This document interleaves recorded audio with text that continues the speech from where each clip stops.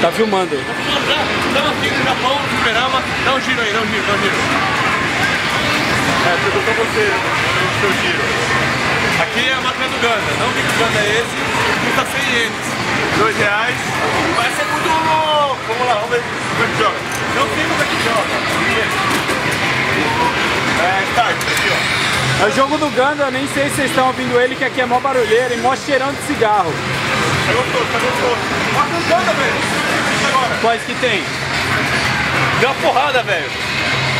E agora, o que eu pego? Vai acabar o tempo. Pega o unicórnio. 20 segundos, 19. 18! Vai ter muito pouco, né? Agora.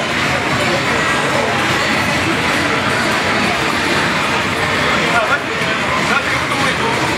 E esse? Mó feio.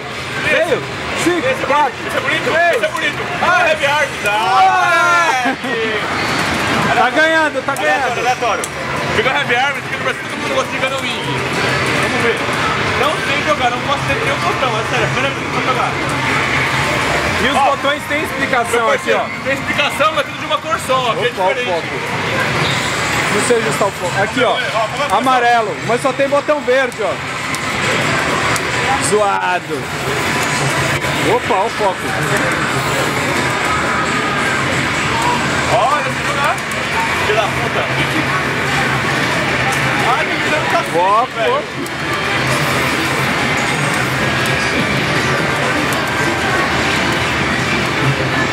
Olha, fica em cima. Beleza. Morreu. Mas o resto é bom, cara. Levando quanto tempo você jogar. Caramba, eu tô tomando um sapeco, velho.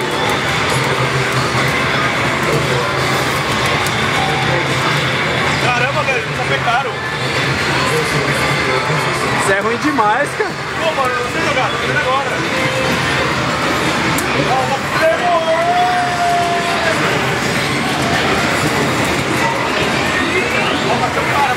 Bateu o cara aí, tô conseguindo. Matou, não tava filmando. Filho da mãe, sério? Ah, sai, gordo. Mata.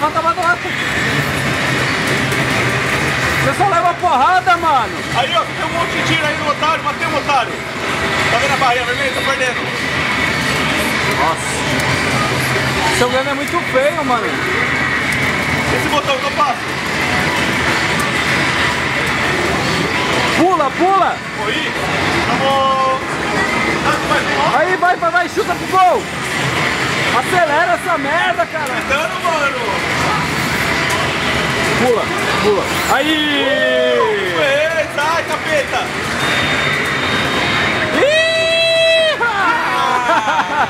Morreu. Cadê? Pega dinheiro.